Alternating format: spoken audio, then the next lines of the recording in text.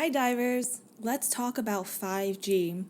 Its recent rollout caused controversy around its interference with sensitive airplane equipment.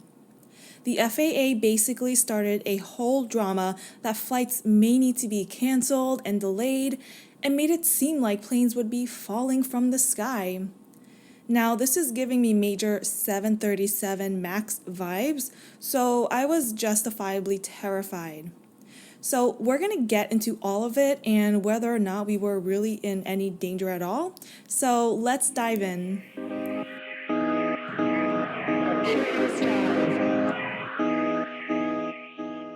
First, to understand what 5G is all about, why don't we take a brief stroll through the history of wireless cellular technology to its infancy when it was known as 1G, or first generation. 1G was first introduced in Japan in 1979, then 4 years later in the US in 1983. This network used analog radio signals, so was used mainly for voice calling services. As to be expected, the network wasn't reliable and also suffered from signal losses. For context, the first mobile phones actually predated 1G and was in use starting in 1973, which would have been using what we could call 0G and were essentially two-way radios because it relied on a single base station that had a very wide range rather than a network of cells that talked to each other and the base station. Next, 2G was launched in Finland based on the Global System for Mobile Communications, or GSM for short, and this was a game changer because it introduced digital signaling within a radio network. This enabled such services as SMS text messaging. The signals were also encrypted, allowing more secure data transmissions so we could securely browse the internet, send and receive emails, and all of this was happening at the whopping download speed of around 0.2 megabits per second. The following deployments of 3G in 2001 and 4G in 2009 focused more on increasing data transfer speeds with lower latency, as well as introducing a standardization of vendors' network protocols, which allowed for international roaming. Now, around this time, development of what was to become the first iPhone began in 2004. It was officially released in 2007, officially leapfrogging the age of the smartphone. This was when we truly changed the way we saw mobile phones, less as phone devices for talking and more as a means of social connection. Now to the current state of 5G. What makes 5G different and what does it offer? According to Verizon, quote, with its high speed, low latency, and massive capacity, 5G ultra wideband could make drone delivery, cloud connected traffic control, and other applications live up to their potential. The possibilities are virtually limitless, end quote. 5G promises to usher in the age of the Internet of Things. So essentially, your car, drones, and even your home Wi-Fi can connect directly to the 5G network and benefit from the ultra high speed and low latency. Why is this important? For self-driving cars, as an example, it takes a lot of data to scan the surrounding areas in real time and make real-time decisions. So when latency is down to 1 millisecond and data rates up to 100 times better than 4G, the self-driving software can respond to threats or obstacles much faster than even a human can. All of the possibilities of 5G are making tech nerds collectively tremble with excitement. So how will this be achieved, creating an age of the Internet of Things? Let's look at the electromagnetic spectrum, which is what scientists use to describe all light waves, visible and invisible to the human eye, starting from radio waves up to gamma waves. 5G will be deployed on 3 different frequency tiers: low band, mid band, and high band. The low band deployments are already in place starting from 2019 and are the same frequency bands that 4G is currently deployed on. So some of you may have already noticed a 5G symbol on your phone in the past, And while it may be connected to the 5G network, it can't really be considered the full 5G experience without the other band deployments.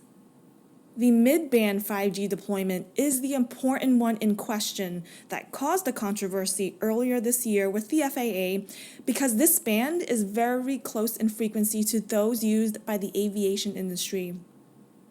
The band includes all the frequencies from 3.7 to 4.2 gigahertz and lives in what is called the C-band range. So the higher the frequency of the wave, the more data that can be transmitted, but the smaller the radius of coverage. This is why the C-band is considered the Goldilocks band, because it's just high enough to transmit much more data than the lower frequencies, but it's not so high that the range is still large and stable. Now, the high band 5G deployment sits between 24 gigahertz up to 54 gigahertz and provides extremely high data transmission rates, but is easily disrupted by buildings and trees and other structures. So this band will be best suited to serve denser locations like urban areas and stadiums. So all three of these bands make up what is called the ultra-wideband 5G, which is considered the full 5G experience. So back to the mid-band deployment. This was slated to be launched in December of 2021, but was delayed when the Federal Aviation Administration, the FAA, expressed concerns that 5G will disrupt sensitive airplane equipment, specifically the radio altimeters. What exactly is the radio altimeter and what is it used for? It sends radio waves to determine the plane's relative location to the ground and other objects, so is especially crucial for planes that are landing in low visibility conditions like fog or rain, and is not something you want to malfunction during landing, one of the most critical steps of a flight. It also signals the engine and braking systems to transition to landing mode, which slows and stops the aircraft on landing. Interference from 5G can give false readings of the altimeter or cannot work at all. Telecommunications officials went ahead with a partial launch in January of this year, despite protests from the FAA even after multiple delays. They shot back by saying that the aviation industry was informed well ahead of time about the rollout of 5G, and so they had 2 years and plenty of time for mitigating actions. To date, the FAA has cleared more than 3/4 of the nation's commercial fleet to land at airports within 5G range. The current compromise was to create a buffer in certain airports with no 5G coverage for up to 6 months while the whole situation is being sorted. So why did the FAA wait so long to address an issue that they knew was going to pop up and decided to cause a delay instead? According to a statement released by the FAA, quote, "The aviation industry, telecommunications companies, and the regulators have been discussing and weighing these interference concerns for years," end quote.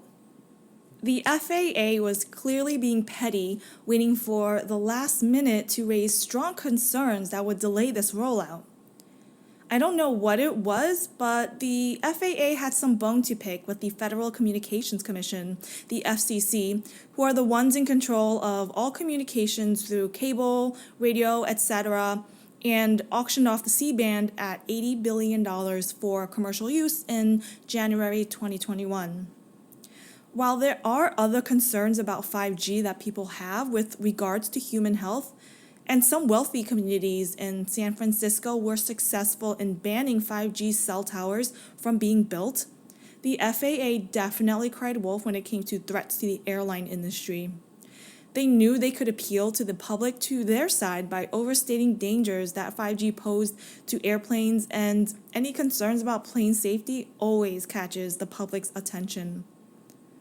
The squabble seems to be some bureaucratic power struggle, which ended up making its way to the public's forefront, for better or worse. So, in summation, no, there is no imminent danger for airplanes with regards to 5G. We can all sleep a little better at night. Okay, that's it for today's episode. Thanks for tuning in, and as always, stay curious.